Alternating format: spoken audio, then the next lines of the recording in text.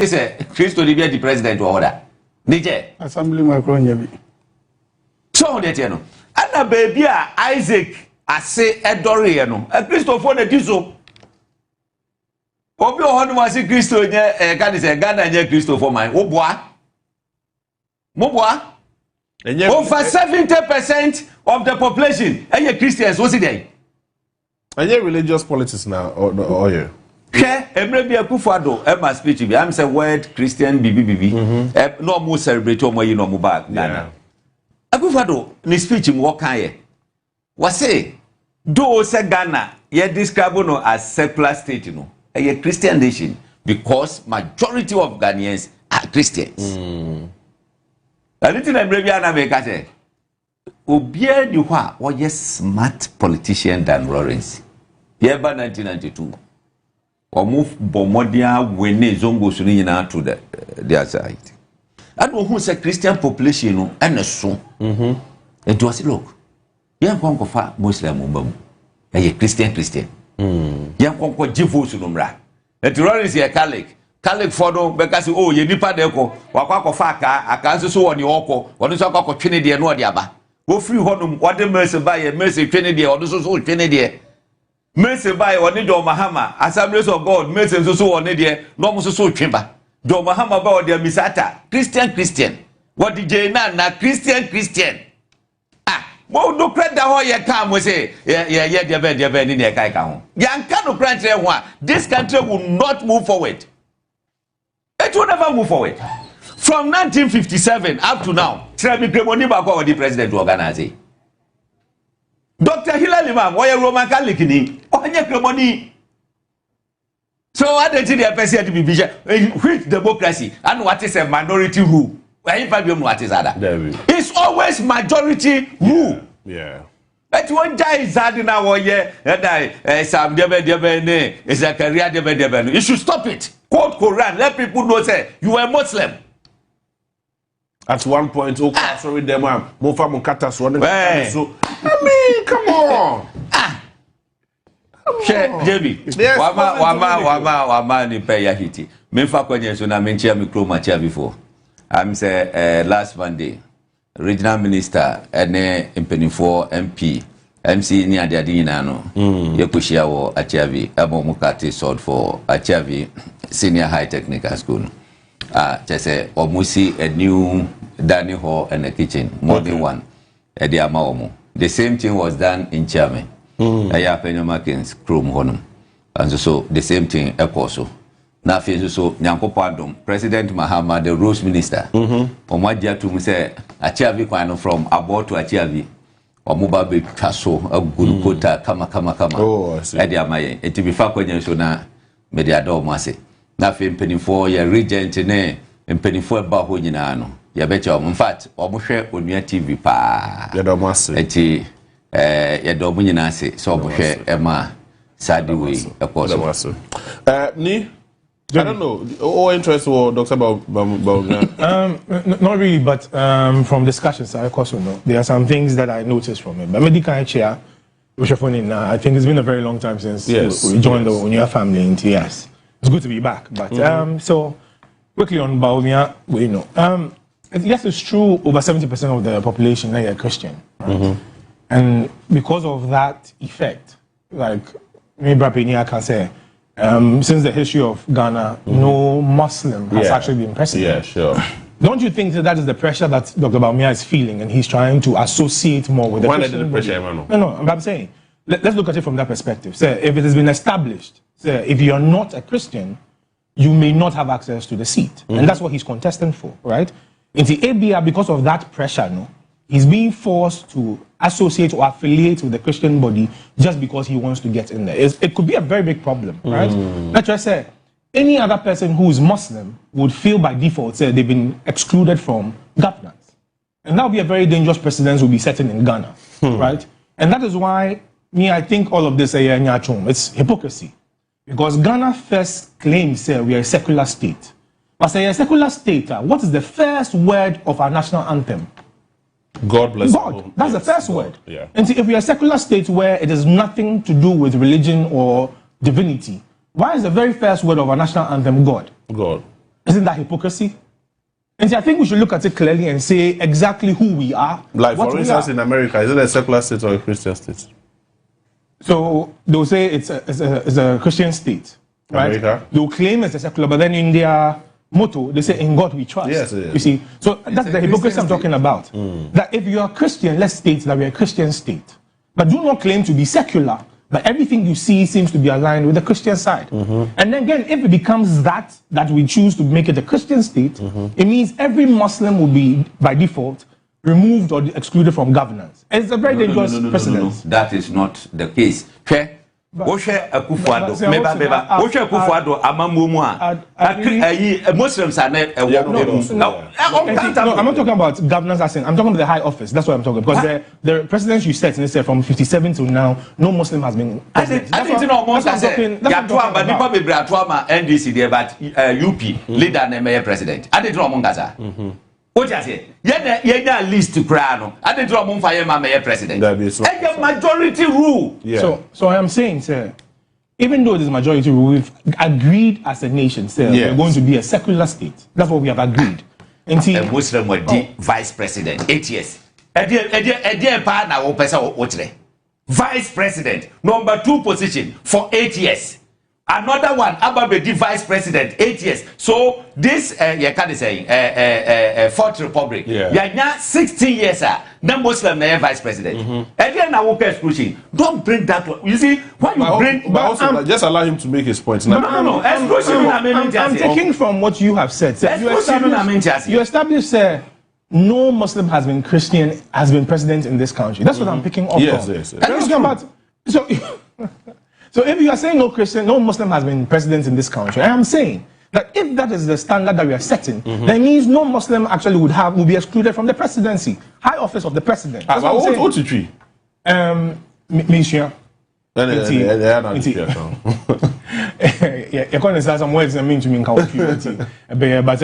I mean, pardon me. So that's what I'm saying, sir. If we decide to be a Christian nation, let us state it clearly, and then we understand ourselves.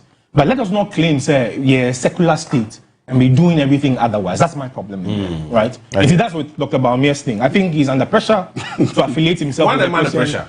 I'm saying it is popular pressure. He's feeling like because majority are Christian, over 70% of the population, he has to affiliate with them so he can stand better chances of winning. But JB, in all of these things, no. My concern has always been with the youth of Ghana, right? Party in, party out. There's one issue that's always stood as a pressing concern. 2020, national security documents are classified now as a national security emergency or crisis, and that's unemployment, right? And see, sometimes in all of these discussions, I like to listen to what the policy recommendations would be towards job creation. But according to say, it's been all talk, no action. JB, so let me just run this thing quickly. So you can't employment or jobs, right? Into youth and jobs. There are 3 categories you can put every youth into. Right. The first is employed. Now, with employed, those are they're either earning an income or generating revenue. Now, this distinction is very clear. So, income, that means you're a salaried worker, right? You're being paid, right? If you're generating revenue, then you happen to be a business owner, right? That's what they're employed. There's a second category, which is the unemployed. They are able and willing to work, but they don't have jobs. That is clear. There's a third category, which is the largest category, but unfortunately, among for Mushesa category are not even aware it exists. And this underemployment. Now, underemployment has 3 characteristics. One is the people who are underemployed, their jobs or their work output does not match their remuneration. So, but the money they're getting is not matching, right? The second characteristic is their skill set does not match their jobs. For instance, Obiako school, I hear mechanical engineer, but because a Juma Nihono, he's actually a teller in the bank. That's the second characteristic of that third category, underemployed. The third one is they would have to find 2 or 3 jobs just to make ends meet, right? And see, JB, if we look at this categorization, we will say every single Ghanaian youth has a place where they stand. And like I said, the third category, which is the underemployed, majority of Ghanaians fall into that bracket. But see, we don't really understand these things. And see, anyone comes and say, oh, we have created jobs. Yes, it's true. Some people claim they've created 1 million jobs. But, JB, if we analyze jobs our market creating, where would we place these youth in there? Maybe unemployment would be on the side. Yeah. But so they'll be employed. But most of them fall under underemployment. Underemployment, yeah. Because we'll salary, we'll rent, your daily expenses with data, your transportation, food. And how much will you even left with to even save? And see, government in, government out, we've not really been able to address this issue of unemployment properly. And see, people make all these claims, oh, you're creating this number of jobs, you're creating this number of jobs. But we don't see it reflecting in the lives or the living standards of the people. And see, JBS, from this time going forward. All right, so let's... These are the things we're going to deal with. That's fine. Let's zoom into another issue that has to do with Cocoa Board. Right. Cocoa Board issues, no. Now, the CEO that is Randy Abbey said, senior staff for Watiamu pay sold by 20% and other ranks also by 10%. And it's been a major discussion, and Kofofi said, oh yes, Wama, they are going to save like over like 5 million Ghana cedis a month. And they are supporting more than for Senebeya and Kofa bed in Biafan also. And people are also saying, so now moving to yes, I deal with the data. And I think more yes, I deal with. Now, the pay cut has no significant value in what you're supposed to give to the cocoa farmer. Now, what is the sustainability plan for the cocoa farmer out there? That has been the discussion. But then, also, who are you creating? Let me start to feel it. Yo, maybe, yes, I'm sure I refer beam. Now, with a quick one, Mestre, a year education ministry. In the schools, you need to do na ye day and omode akọ boarding e me banya one of school ni bia na etisa the day school no na work cry and two bi I just said they make yes the na dem kola na akọ boarding no the security seminity me ba wo ye German gomwa German okay ho no nyai na me wakwanya bia se me stand up se there bi onko na school no wadwin na ye school no enye building no nti ye besre na me ya aduma Saturday PTA ye besre afofo no se ye nyina ye nko kakra betimi aboa no ye mboa ne asra aban no so se onye ye mboa na ye ntimi ento wo emfa school no ho se ne be ya enkola no adusua no ebekoto nti because omusua de kra na me se wo ni ho ni nti bi mu kra de wa yi kwan obi zu twem na bi wo kasa ne ba won pe teacher kira de kra akola ne timi twa nani no akwa ebe wi a kire obesa ba back no na ebi afa na ne so nti ho no me da ma se mama yesa akonya no me bi okoko wo achima subua no sumo mbateye yebi me meka ne pin se yewura no won ba yima na duma afro ye You're around the Mijidi Sebeboa. Because Ushe in Chirimua, Kosua. Nanka, what trasa did da ama Kukwea for be at or more assay. I no cray, say a be more boca at the tour. The answer is yes or no, maybe. And I say, cancel the why in a bocano. Edi how we are ma ngomba amuka kire ye ana Debi me waboka tu o moka tu de mi ya ne se me kuku ye beto yeah sure de wo biem koko no na ne bo e wo soro e na so ate eno nso ye nyina ye hu se eye nokore de ne ye ka amakuyafo no ate ase mbacho onua afidie wi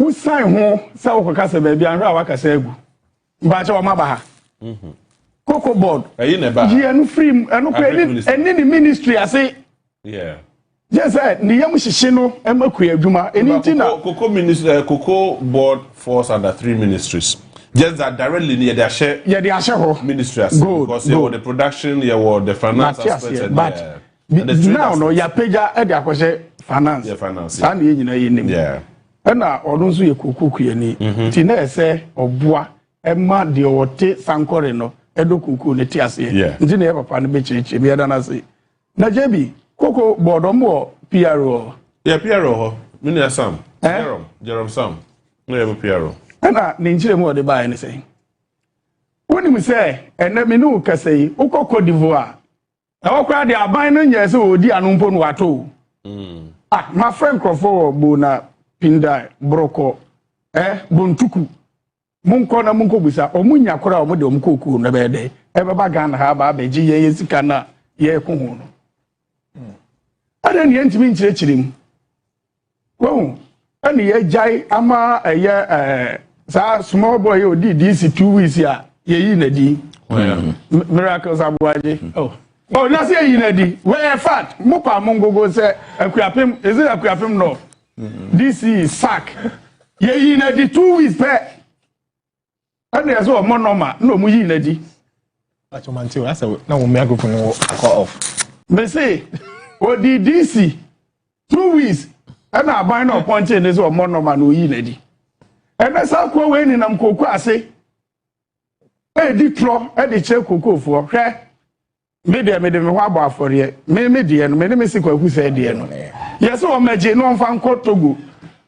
Migration beyond channel, and what on first can remi.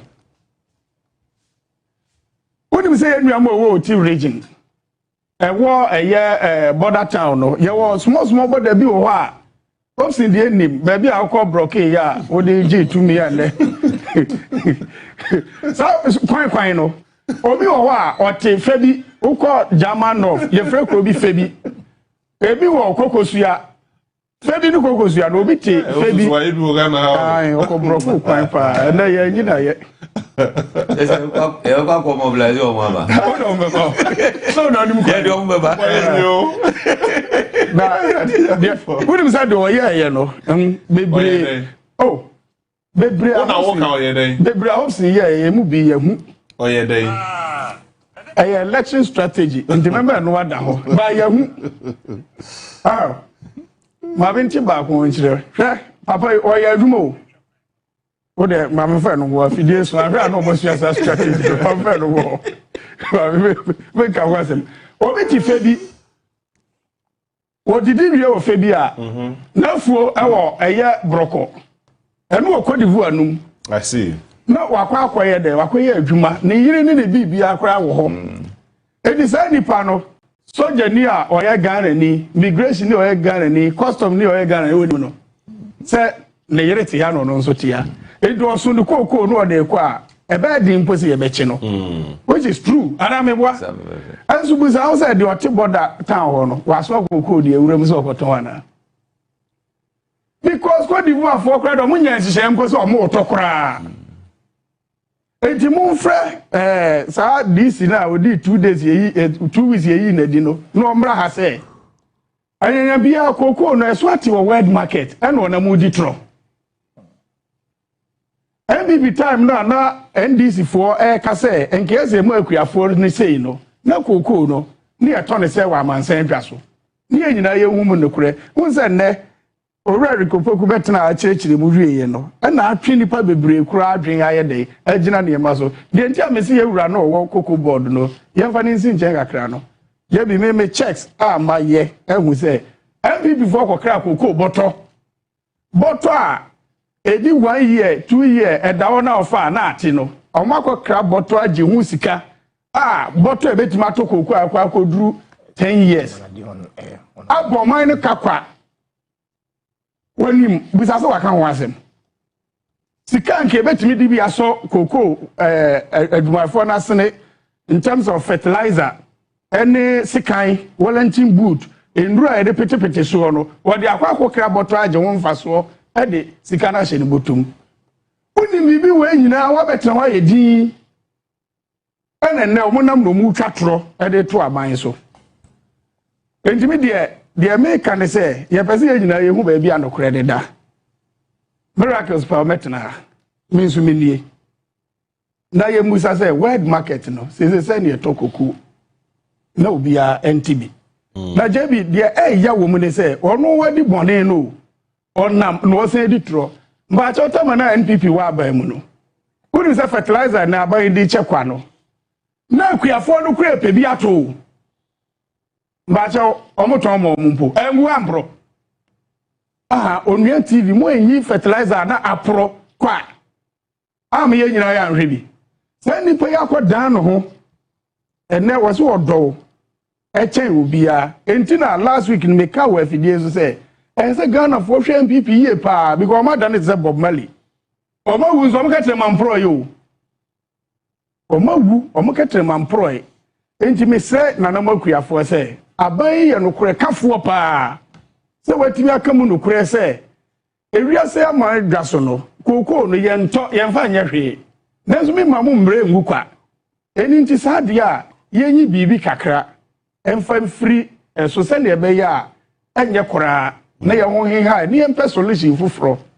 We no so ekode amaye amanyofo ne say yenye de efata. Na say small boy me ka small boy amama ne hamo because me fie we ni mo chen Burkina Presidency. Yeah, Rahim sorry. Say ye nyina e bo na baso. Say o sisi mfidi nyuma. Mebwa. Enti Ghana ye ntimi nye bi. Omo ti ame afrada da so no. Enne ye hwehwiem se konfa noche peta mo nsuo beto ne de bia ntos wa akomadan. Epebrem Ghana fo na akọ Burkina the water desert so kofa ntos aba wo ye nda akwakoto ye.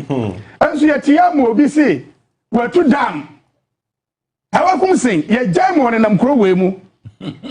Yeah, no, vice president na kan. Former vice president. No, hawakum sing was special initiative one. One na tutu dam wo kro we mu. Na me ba bia de so no wo ka se ade na ye kokwa a hu se ye tuntum. Nti ono ka so watu da watu se nya no kore. Nti no me nka na. Now so the you be kai your friend is saying hawakum se be kai says scan mo budget na mo de man na betumi to dam. Enti abula wotu ye we. Se dam na wontimi ntu a because ye eduadua nya adwa ngeti so ni wi etimi tu abula. Se no friend dag out no. Ensuo kakra betemu a ye sori ahomachi se pumping machine entimi fa ntumu a ye de bucket sa ne ye de carabash ne se gu enema na se kakra akra ye benya bi ate abula no oye no we. Enti we nyina ye ja no na mo so okope women organizer. Nyame ampata menim so meto ama because me support no. Onya wi ni say wom eno anu no ntimi nche no. What this is 3 years so. Obe. So mo fa you be at age bracket. No be this is 3 years a woman organizer for the no problem. Obe timi you have support now. Yeah, for us na. Ko ntimi di ma no si no obi di say hawakum sin. Omo nyina no ese yetwe omo ba ne yebusa ehin na wusi wudam no. Factory a danado di dwa ya sum say every district was a factory no. Mumi musa busa nsem say factory no way. Ye musa won nsem because ukwa dwabo so ye dokoko ho. Endum tim ko si tomato factory ewo eye dwabo so. Enti di o si cocoa factory o si wo sehwi no. Omo ncha ba bi esi ne enko process cocoa no wo e. So mani nyina benya won fa so amedi adwuma ba. Enti me de manu si kura no me se man payi dwo mama ubesu nti na edudi funanim. Ye won krofo bi wo magyae kasa. O magyae kasa obi se obesu nti na edi na di funanim. Sa woni musu awudi funanim. Akwe krasu ni. Masle usu o maame. Since MPP Kofi what na no kasa da. Obedi general secretary. Because can GVG nsem ye gyaika. Okokasa ye be kai. Onya kodi general secretary ni se bom okwachi na ye obetem Ghana for munsori o munti eda ye misao attorney general no mesre no papa negotiations na ya do so do ma ye hu action but that's it. Hopeson. Yeah. Koko for issues. Me person bisa question president the man so omo immunity do ya na cover omo. No. Nema. No. What akonya so na oye yedi aminim say but okofia. Yeah. Sa presidential immunity na ebo kufuado huma. It's just a privilege, I mean, but en kan. Okay. And say monim say kufuado man kra ambulance no spare parts. Yes. Samukai. Yes. All right. Ode ya kaimo Minia, ya koko consensem ya. Yeah. Number 1, Yabema. On the issue of Randy Abedi and Wahum, we don't need Ubia or ye koko piani. No watimaye. A hono, sa CEO position, apart from everything, a leadership. Yeah, that's true. What you say? Yeah. political leadership, yes, no, any other. You should be able to do that. Number 2, on your independent. Answer no be take a decision, you know. Board. Minister now was sharing us, says Omoyi Cocoa Board about Minister of Finance. Yeah, but almost also a board and kasa. Board war. Yes, board. And now minister also all the time. Yes. Aside that, because Cocoa the backbone of the economy in cabinet and so say yes, that's true. So and this is okay kasa no way in Abomwa. Yes, day-to-day administration ya wodia, but some of the major decisions, you cannot take it alone. And in T, and I say, no, buy, I'm say a whole report to call you could do president anymore or your emergency cabinet meeting. I think it's a young man break a crack. Because no, as in Randy Abbey. I see you, young man break a crack. Okay. Look, Yabama, over two Mesa, Ejaizo. When you a branch about or more take office, Nabi Sumano pa. I John Jinapo. Yes, and not the sector no, so ye say. Yeah. Yankopo na yenado. Yeah, that's true. And with that 1 CD levy na Ghana for a G2 muno, Atimabuana mana ayayipa. Because Grofodi in a single consu say, Econo. No shall be more afraid than out of rubber. And tell you, man, oh, yeah, silly mananas will be drunk consono, will be already kind but or no, dear, no. You so when you know, go Kunkonusun and Gomoka, if you are not go to Chamukra, Sana Denity, eti a toda, as I said, your ma break a craniaque, send ye a besiaco. And Church Munintin, I may say, wash and Church Muni, dear. What is it? Why you be but I yet. Ye say, send a canon guys or yen. That guys or yet time table. What do you see? And then we will near or Chram or Metu, Adicha TV3. We say, no, what church you want to do some truly. Now, I'm Profono Crana, walk and do send the local Kunibi. Maybe I'll cut now, resurrecting. Go farmers and do send a bit you. Yes, sir. May call Honorable Ricopoko. Okay. Briefly, me do a crano parliament. Briefly, I know my quick explanation. Next year, I'm saying, I'm getting the honorable. That's why I said, Cocoa Border Free was no. You need to go to television and then do this. What's 30 and so on? Say, no, I'm saying just Ofi Hanum so call other I'm so called multimedia. Yes. Yeah. What's a true. Yeah, that's true. That's true. Me what na me fire me the church you mo afi MPP for me no multi program no so. Na for money mo twa all. Hwe. Ebra na NDC for say esesa ban twa 6,500. They were justified. Yeah. Yes. Because that time na cocoa akosro, world market price akosro. Na $10,000 per ton. Na $10,000 per ton, say 16 bucks and a beki ton. Let is say what the 16 bucks no divide there. Dollar obenya is about 400 and something. Who here and noa na fe would dia multiply your exchange rate no. The two who say cocoa bag back as at that time no na ye 9,000 plus. It is a sanity there.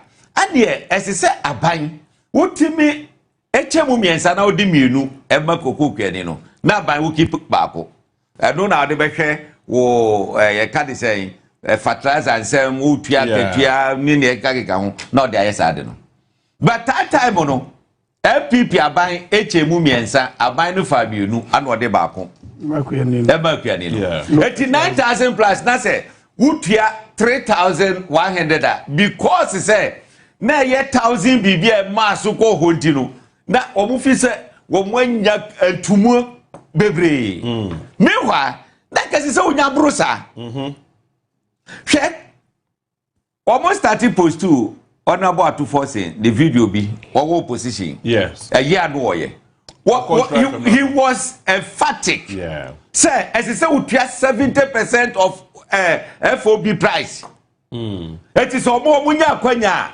at any point in time they will pay 70%. FPP and now air propaganda. Who can say obetua 6,500? Who can say na free na send you piano? Send ye beto koko no amasan jaso no. E no na banhwe so no de atua. Yes. Che. Aban take you over. Ana de no teba. About $7,200. O check here. Sikana omode ka ho mo se wa ban the 100 series pen ka ho. Na ban atua more than even the 70%.